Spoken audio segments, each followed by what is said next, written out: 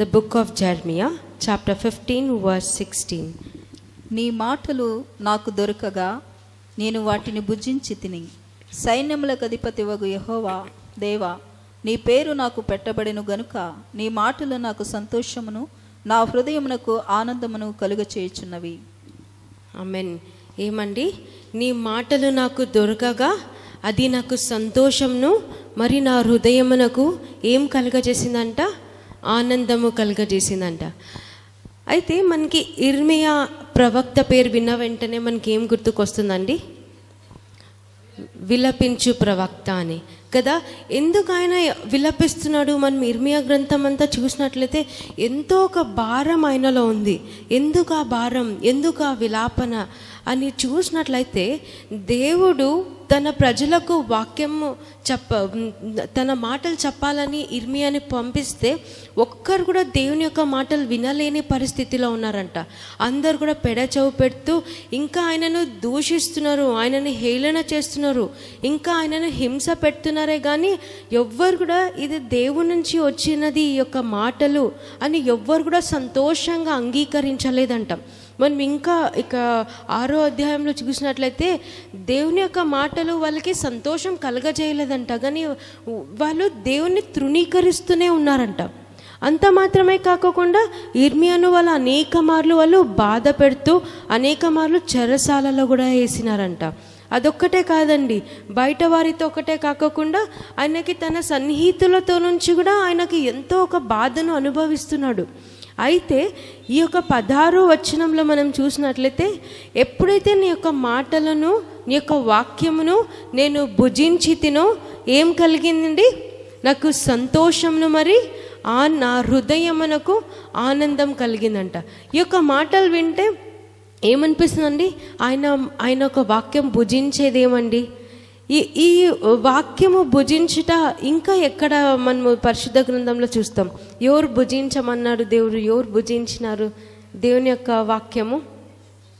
Ezekiel. మరి ఇంకొకరు కూడా దావీదు మహారాజు అంటే క్లియర్గా భుజించినాను అని చెప్పలేదు, ఆయన రుచిని చెప్పినాడు. అయితే ఇంకొకరు కూడా యోహాను ప్రకటన గ్రంథంలో చూసినట్లయితే నీ వాక్యంను నేను భుజించినప్పుడు అది నా నాలుకకు మధురముగాను మరి నా కడుపుకు చేదుగాను ఉన్నిందంట. అంటే దేవుని యొక్క మాటలు ఎలాంటివంట అండి? రాజైన దావీదు సామ్స్ 119:103లో చెప్పిన విధముగా నీ యొక్క మాటలు జుంటి తేనె దారముల కంటే కూడా మధురముగా, అది ఎంతగానో తీయగా ఉన్నిందంట. ఆయన ఒక వాక్యం ఎలాంటిదండి? ఒక హృదయమును బాగుపరిచేది ఆయన ఒక వాక్యం. ఆయన వాక్యం ఏమది?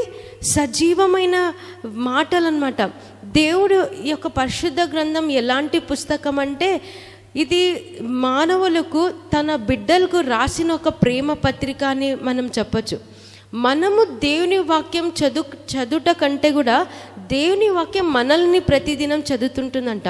అంటే మనమున్న పరిస్థితిని దేవుని యొక్క వాక్యం చదువుతుంటుంది కాబట్టి మనమున్న ప్రతి ఒక్క పరిస్థితిలో మన పరిస్థితిని బట్టి మాట్లాడేది దేవుని యొక్క మాటలు. ఆయన యొక్క మాటలు విన్నవారు, ఆయన యొక్క మాటలు అంగీకరించిన వారు ఎవ్వరు కూడా చెడిపోలేదండి. అయితే దేవుని యొక్క మాటలు ఇర్మియా భుజించినాడంటే అది కేవలం చదువుట వరకేనా, లేకపోతే వినుట వరకేనా, లేకపోతే కంఠత వాక్యము మనము మెమరైజ్ చేసిన వరకేనా? కాదు. దేవుని యొక్క మాటలు చదవాలా, వినాలా, దాన్ని కంఠతించాలా, మరి అంతకంటే ముఖ్యం ఏమండి? దాన్ని ధ్యానించాలా.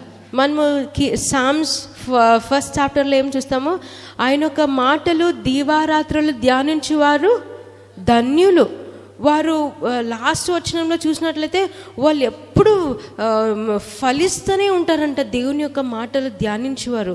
అయితే మనం ఎందుకు ఫలించలేక, ఎందుకు ఆయన యొక్క మాటలు మన జీవితంలో సజీవంగా లేకపోయిందంటే మనం కేవలం వింటూనే ఉన్నాము. ప్రతిదినం మనము వింటున్నాం, ప్రతిదినం ఆయన యొక్క మాటలు మనము చదువుతూనే ఉన్నాము, కానీ మనము దాన్ని ధ్యానించలేని పరిస్థితిలో ఉన్నాము. మరి అది నా కొరకే చెప్పినది అని మనము అర్థం చేసుకోలేని పరిస్థితిలో ఉన్నాం. ఎట్లా అంటే మనం ఈ దినం వాక్యం విన్నామంటే అవును దేవా ఈ దినం నాతోనే మీరు మాట్లాడినారు అని మనం సంతోషిస్తాం. కానీ దాని తర్వాత ధ్యానించి ఒక మాటలను మనము ముందుకు తీసుకోపోలేని పరిస్థితిలో మనం ఉన్నాం. ఈ కాలంలో మనము అనేక మంది యొక్క సాక్ష్యాలు విన్నట్లు ఉంటే, అనేక మంది ఎవరైతే దేవుని యొక్క వాక్యంను చదువుటకు ఆరంభిస్తారో వారి జీవితాలు మార్చబడినాయి అంటండి. నేను రీసెంట్గా ఒక సాక్ష్యం వింటుంటిని. దేవుని యొక్క వాక్యం నేను చదువుటకు ఆరంభించినప్పుడు నాలో ఉన్న వ్యసనాలు నాకు తెలియకోకుండానే నా నుంచి దూరం అయిపోయినాయి. నాలో ఉన్న ఒక బలహీనతలు నాకు తెలియకోకుండానే నా నుంచి దూరం అయిపోయినాయి అంట. ఆయన యొక్క మాటలు ఎలాంటివంటే మన ఎముకలకు సత్వనిచ్చేది, మన ఎముకలకు అదేమది జీవమిచ్చే మాటలుగా అవి ఉన్నాయండి. కాబట్టి ఈ యొక్క మాటలు మనం కేవలం ప్రతిదినం చదువుట, కేవలం బయట వినుటనే కాకుండా ఎందుకు మనము దేవుని మందిరంకి వస్తున్నాం తెలుసా? మనం ఎందుకు దేవుని మందిరంకే వచ్చి దేవుని మాటలు ఎందుకు వింటున్నాము? ఎప్పుడైతే ఆయనను మనం కూడి ఆరాధించినప్పుడు ఆయన యొక్క సన్నిధి ఇక్కడ దిగి వస్తుందండి. మనం ఉదాహరణకు మనం చూసినట్లయితే దేవుని యొక్క సన్నిధి ఎంత ఇంపార్టెంట్ మన జీవితంలో మనం చూసుకున్నట్లయితే, తప్పిపోయిన కుమారుడు యొక్క కథ మనందరికీ తెలుసు కదా. తప్పిపోయిన కుమారుడు తన తండ్రి దగ్గర తనకి రావాల్సిన ఆస్తి అంతా తీసుకొని దేవుని నుంచి దూరం అయిపోయి లోకంలో తన పాడికి తను ఎంతగానో డబ్బు ఉన్నప్పుడు అంతా ఎంజాయ్ చేసినాడు. అయితే లాస్ట్కి డబ్బులంతా అయిపోయినప్పుడు ఏమైందండి? అందరూ ఆయనను తృణీకరించినారు. స్నేహితులు నేనుంటాను పదా నీతో అని అన్నవారు కూడా డబ్బులు అయిపోయినాక ఏం చేసినారు? ఆయనను తృణీకరించి ఆయనను వదిలిపెట్టిపోయినారు. చివరికి పందులు దొరికే ఆహారం దగ్గర తినడానికి వెళ్తే ఏమైంది? పందులు కూడా ఆయనను త్రోసివేసినాయి. అప్పుడు ఆయనకి గుర్తుకొస్తుంది, ఏమండి నా తండ్రి దగ్గర ఎంత విస్తారమైన ఆహారం ఉంది కదా, అది నేను మర్చిపోయి ఈ లోకం వైపు చూసి నేను నా తండ్రి నుంచి దూరం అయిపోయి ఈ పందులు తినే ఆహారం దగ్గరికి నేను వచ్చేసినానే అనుకొని ఎంతో దుఃఖపడి అప్పుడేం చేస్తాడు? తన తండ్రి దగ్గర తిరిగి వెళ్ళడానికి ఆయన నిర్ణయించుకుంటాడు. కాబట్టి తండ్రి అంటే ఎవరండి? దేవుడు. మన తండ్రి అయిన దేవుని దగ్గర ఆయన ఒక మందిరంలో, ఆయన ఒక సన్నిధానంలో విస్తారమైన ఆహారం ఉందంట. అది ఎలాంటి ఆహారము? అది మనల్ని బలపరిచే ఆహారం. మనము ఈ యొక్క సాతాను యొక్క కుతంత్రం ఏం తెలుసా? మనం ఎంత దేవుని యొక్క వాక్యం కంటెంటించినప్పటికీ కూడా అది మన హృదయంలో నుంచి, మన మనసులో నుంచి దేవుని యొక్క మాటలు తీసివేయడానికి ఎప్పుడు ప్రయత్నిస్తుంటుందండి. ఎట్లా ప్రయత్నిస్తుందంటే మనలో లేనిపోని డిస్ట్రాక్షన్స్ని క్రియేట్ చేసి, అంటే ఈ లోకం ఒక వ్యవహారాలతో మన మైండ్ని బిజీ చేసేసి, లేకపోతే దేవునికి ఇష్టం లేని దాని నుంచి దాంట్లో ఇన్వాల్వ్ చేసేసి ఏం చేస్తుందంటే దేవుని యొక్క వాక్యం మెల్లిమెల్లిగా మన జీవితం నుంచి వెళ్ళిపోయి ఏమైపోతుంది? మనం ఎండిపోయిన స్థితిలో ఉంటామంట. ఎలాగైతే తప్పిపోయిన కుమారుడు లేదు, నా తండ్రి ఇంటనే నాకు సమృద్ధి అయిన ఆహారం ఉంది అనుకొని తెలుసుకొని తిరిగి వచ్చినాడో, దాసుడుగా ఉంటానని తిరిగి వచ్చినాడు. కానీ వాళ్ళ తండ్రి ఎలాగా యాక్సెప్ట్ చేసినాడండి? తిరిగి కుమారునిగా యాక్సెప్ట్ చేసినాడు. అదే దేవుడు ఈ దినం మన అందరికీ జ్ఞాపకం చేస్తున్నాడండి. నా ఇంట్లో, నా సన్నిధానంలో సంపూర్ణమైన సంతోషం ఉంది. ఎక్కడైనా ఈ లోకంలో సంపూర్ణమైన సుఖ సంతోషాలు దొరుకుతుందా? లేదు. అది ఒక్క దినం ఉంటుంది, 2 దినాలు ఉంటుంది, అది తర్వాత పోయేస్తుంది. కానీ దేవుని యొక్క మందిరంలో మనకి నిజమైన సుఖ సంతోషములు ఉన్నాయి. అది మనం ఎరిగిన వారము ప్రతిదినం ఆయన ఒక మాటల్ని చదివి, ఆయన ఒక మాటల్ని మనము ధ్యానించినప్పుడు ఎప్పుడు కూడా మనము ఆ యొక్క దుఃఖంని మనం అనుభవించామన్నమాట. మనకి తెలుసు కదా, అనేక మార్లు చాలామంది క్రైస్తవులు ఎలాగుంటారండి? చూడ్డానికి చాలా దీన స్థితిలో, లేకపోతే ఏదో దుఃఖం అనుభవిస్తున్న వారిగా, ఏదో దుఃఖాక్రాంతులుగా కనిపిస్తుంటారు. అవునా లేదా? కొందరు దాన్ని తగ్గింపులాగా చూపించుకుంటారు, ఇంకో కొందరు నా జీవితమే ఇలా ఉంది అని చూపించుకుంటారు. అయితే ఇర్మియా ఇక్కడ ఏం చెప్తున్నాడండి? నేను ఎప్పుడైతే దేవుని యొక్క మాటల్ని నేను భుజించి తినో అప్పుడు ఏమైంది? నాకు సంతోషమును, నాకు ఆనందము కలిగిందంట. అదే మనం ఈ దినం మనం గుర్తు చేసుకోవాలా. దేవుని బిడ్డలు క్రైస్తవులము అని చెప్పుకుంటున్నా మనము. దేవుడు మనల్ని దుఃఖముగా ఉండుటకు దేవుడు మనల్ని సృష్టించలేదు, కానీ ఎందుకు సృష్టించినాడు?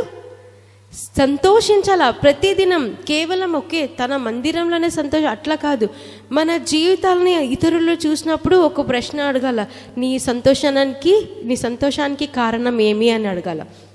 అది కాకుండా ఏమండి క్రైస్తవులుగా ఉన్న మీరే ఇలాగ దుఃఖాలు, మీరు ఎప్పుడు చూసినా బైబిల్ పెట్టుకొని మందిరంకి పోతూ మీ ఇంట్లో ప్రార్థనలు చేసుకుంటూ కూడా మీ ముఖాల్లో దుఃఖాలు ఉంది, మీ ముఖంలో సంతోషం లేదు అంటే మనకి ఎక్కడైనా సాక్ష్యం ఉంటుందా? మన ఊరికే గర్వకారణంగా చెప్పుకుంటున్నాం కదా, మన దేవుడు తండ్రి అయిన దేవుడు నాతో ఉన్నాడు అని ఆదివారం పాడతాము, మిగతా రోజుల్లో మనము లోకస్తులాగా జీవిస్తున్నాం. అట్లా కాదు. ఆయన ఒక మాటలు కేవలం చదివి మనము వింటే అది అప్పటికప్పుడే వెళ్ళిపోతుంది. ఈరోజు చదివినానంటే ఇప్పుడే ఉంటుంది, ఇప్పుడు ఉంటుంది అంతే. కానీ ఇక్కడ నుంచి బైబిల్ నుంచి నేను పక్కలికిపోతే అది మర్చిపోతా, లేకపోతే ఈ దినం వాక్యం విన్నా అది ఇప్పుడే ఉంటుంది, చర్చ్లో ఉన్నంత వరకు ఉంటుంది. కానీ ఇంటికి పోయినాక మన బిజీ షెడ్యూల్లో మనం పడి మర్చిపోతాం. అయితే మనం ఎంత బిజీ ఉన్నప్పటికీ కూడా దేవుని యొక్క మాటల్ని మనం భుజిస్తూ, ఎలాగైతే ఆహారము మనం తీసుకున్నప్పుడు అదేమవుతుందండి, అది ఒక ప్రాసెస్ జరుగుతుంది, మన బాడీలో డైజెస్ట్ అవుతుంది, మన బాడీకి కావాల్సిన ఎనర్జీని ఇస్తుంది.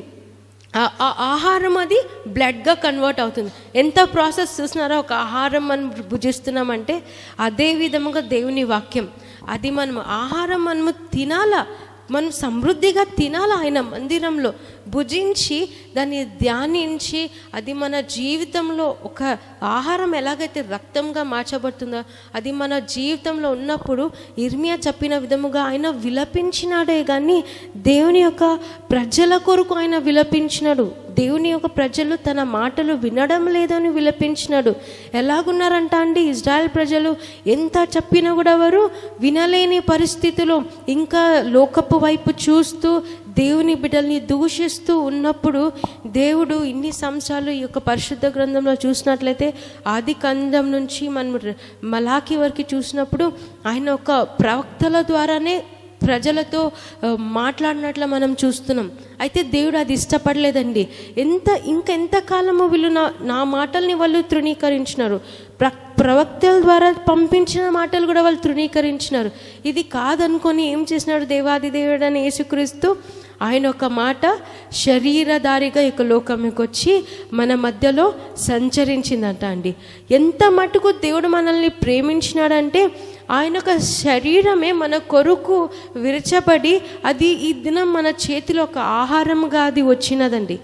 ఇంకెంత మటుకు మనం ఆనందించాలా. ఆయన శరీరమే మనము, దేవుడు అన్నారు కదా ఇది మీరు నమ్మాలా, ఇది నా శరీరం అని మీరు నమ్మి భుజించాలా. అది మనం ఎప్పుడైతే దాన్ని అనుభవించి దేవునిలో మనం భుజిస్తామో అప్పుడు మనకి ఏమొస్తుందండి, నిజమైన సంతోషం. దేవుడు మనకి తాత్కాలికమైన సంతోషం, ఆదివారం ఉండే సంతోషం, లేకపోతే ఇంకా క్రిస్మస్ దినాలు వస్తున్నాయి కదా, క్రిస్మస్ దినం ఉండే సంతోషం కాదు దేవుడు మనకిచ్చేది ఏమది, సంపూర్ణమైన సంతోషం. అది మన హృదయంలో ఇర్మియా చెప్పిన విధముగా మన హృదయంలో కలుగుతుందంట ఆ సంతోషం. ఇర్మియా నేను చెప్పిన విధంగా ముందు 6వ అధ్యాయంలో చూసినట్లయితే అనేకులకి యొక్క మాటలు సంతోషపరచలేదంట. ఎలాంటి వారికి దేవుని యొక్క మాటలు సంతోషపరచవండి, మనము చూస్తాం కదా, దేవుని సిలువ గుర్చిన సువార్త నశించు వారికి వెర్రితనం. అది అయ్యో వీళ్ళేం చెప్తున్నారు, పిచ్చివారిగా వీళ్ళేం చెప్తున్నారు అని మనల్ని హేళన చేస్తారు. అయితే రక్షింపబడు వారికి అదేమది దేవుని యొక్క శక్తి అయినది, అది సిలువ శక్తి, అది క్రీస్తులో మనకున్న శక్తి, అదే దేవుని యొక్క వాక్యంలో మనకున్న శక్తి. కాబట్టి ఇది మనం అందరం కూడా ఈ యొక్క మాటల ద్వారా దేవుడు మనకేం హెచ్చరిస్తున్నాడంటే సాతానికి ఎక్కడ కూడా మన హృదయం నుంచి మన మనసు నుంచి దేవుని యొక్క మాటలు వెళ్ళిపోకుండా మనం చూసుకోవాలండి. ప్రతిదినం మనము ఎలాగైతే ఆహారంని మనము డైజెస్ట్ చేసుకొని మనకి ఆహారం ఎలాగైతే మనము శక్తి పొందుతామో ఆహారం తీసుకొని, అలాగే ఆత్మీయ ఆహారమైన వాక్యాన్ని మనం తీసుకొని మనమది మన హృదయంలో పెట్టుకొని ప్రతిదినం ఆయన ఒక వాక్యంని ధ్యానించినప్పుడు ప్రతిదినం కూడా మన జీవితం ఎలాగుంటుందండి, సంతోషంగా ఉంటుంది. మన జీవితం ఎప్పుడు ఆనందంతో నింపబడుతుంది. అది ఇర్మియా చెప్పిన మాటలు మనం కూడా అందరం ఒకసారి చెప్పుదామా? ఇది నేను అనుభవిస్తూ చెప్పుదామా? ఇర్మియా గ్రంథము 15:16 ఇది మీరు చెప్పినట్లుగా చెప్పుకోండి. అందరూ కలిసి చదువుదాం. నీ మాటలు నాకు దొరకగా నేను వాటిని భుజించి తిని, సైన్యములకు అధిపతియగు యెహోవా దేవా, నీ పేరు నాకు పెట్టుము. నీ మాటలు నాకు సంతోషము, నా హృదయమునకు ఆనందము కలుగజేయుచున్నది. ఆమేన్. ఈ మాటలు మనము ప్రతిదినము కూడా దేవా నీ మాటలు నాలో ఉంటే నాకు ఎప్పుడు సంతోషమై ఉంటుంది, కానీ దుఃఖం ఉండదు. మనల్ని ఇతరులు చూసిన వాళ్ళు ఏమనాలా, నీ సంతోషానికి కారణం ఏమని అడగాలి, కానీ నీ దుఃఖానికి కారణం ఏమని తెలుసుకోవాల్సిన అవసరం అన్యులకి అవసరం లేదండి. మన సంతోషానికి కారణం ఏమని తెలుసుకొని మనము దేవుని కనపరచాలా. అదే మన జీవితంలో మనము ప్రతిదినము దాన్ని అలవాటుగా చేసుకుంటూ మనకి శరీరధారిగా వచ్చి మన కొరకు నలుగగొట్టబడిన దేవుని మనము భుజిస్తున్నప్పుడు మనము ఆయన చేసిన కార్యములను, మన కొరకు ఆయన చిందించిన రక్తంను, ఆయన ప్రేమను మనం జ్ఞాపకం చేసుకుంటూ మనం ముందు సాగాలని దేవుడి దినం హెచ్చరిస్తున్నాడండి. దేవుడి యొక్క చిన్న వాక్యం దీవించి ఆస్వాదించిన గాక. ఆమెన్.